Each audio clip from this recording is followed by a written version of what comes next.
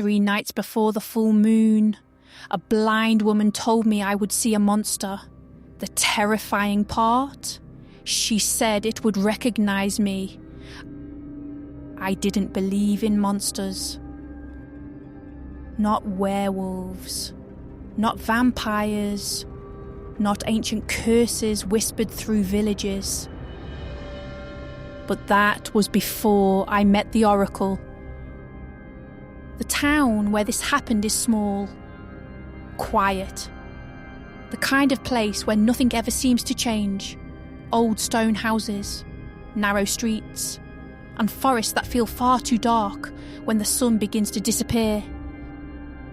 The locals spoke about the Oracle like she was part myth, part warning. A blind woman who lived alone near the forest. They said she could see things others couldn't. I thought it was superstition. Until the night I visited her. The wind howled as I approached her cottage. The place looked abandoned, yet a dim candle flickered through the cracked window. I knocked. Before my hand touched the wood, her voice spoke from inside. "Come in." The door creaked open slowly. The room smelled of smoke and herbs. Shadows crawled along the walls. And there she sat. The Oracle. Her eyes were pale and clouded, yet her face turned directly toward me. "I've been waiting for you," she whispered. I laughed nervously. "You're mistaken." "No," she said calmly. "You're the one who will see them." A cold shiver moved down my spine. "See who?" She tilted her head slightly. "The wolf and the king of blood." I felt my chest tighten. "A werewolf and Dracula?" I asked, half mocking. The Oracle nodded slowly. "Yes." And then she said something that still haunts me. "They share the same curse." The candle flickered violently.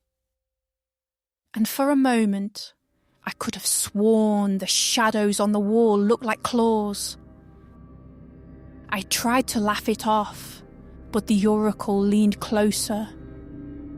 "3 nights from now," she whispered, "when the full moon rises, you will understand."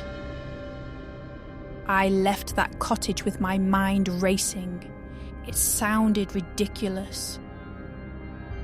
But something about her voice, something about the certainty in it, refused to leave my thoughts. The next 2 days were normal, too normal. But on the 3rd night, everything changed. The moon rose heavy and bright above the forest. I couldn't sleep. A strange feeling crept through me. If you've ever had the sense that something is watching you, you know exactly what I mean. That quiet pressure in the air. That feeling that the darkness is alive. Around midnight, I heard something outside. A sound in the forest. Branches snapping. Something moving. I told myself it was an animal, but the footsteps were too heavy, too deliberate. And then I heard a howl. Not the kind you hear in movies. This was deeper, painful, almost human. My heart pounded as I stepped outside. The forest was silent, too silent. Then I saw it, a shape between the trees, tall, wrong. It stepped into the moonlight, a creature covered in dark fur, its body twisted between man and beast. A werewolf, its eyes locked onto mine, and for a moment I thought I was going to die. But then something even worse happened. The creature stopped, not attacking, just staring, like it recognized me. That's when I remembered the oracle's words. You will see them. Not one monster, two. The wind suddenly grew cold, and behind me I heard another voice, calm, ancient. You shouldn't be here. I turned slowly, and there he stood, tall, pale, elegant. His eyes glowed red beneath the moonlight. Dracula. The air itself felt frozen around him. The werewolf growled. But the vampire didn't move. Instead, he smiled. You see, he said quietly, the oracle told you the truth. I couldn't move. Why are you both here? I whispered. The vampire looked toward the wolf, then back at me. Because we are bound. The werewolf snarled again, but something strange happened. It lowered its head, almost like it was obeying him. That's when the vampire revealed the truth. Long ago, he said softly, the curse that created my kind also created theirs. The blood moon, the same ritual, two monsters born from the same darkness. The wolf looked at me again, and something terrifying passed through my mind. Recognition. I never told anyone this before. But in that moment, I felt like the creature wasn't just looking at me. It was remembering me, like I had been part of this story long before tonight. The vampire stepped closer. The oracle saw it, he whispered. The blood remembers. My chest tightened. What does that mean? His smile grew wider. It means the curse isn't finished. The wind roared through the forest.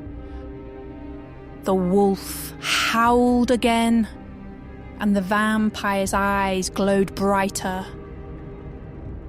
You see them now, he said. But the next full moon, you may become one of them. I ran. I didn't look back. I didn't stop until the sun began to rise. But something has been wrong ever since.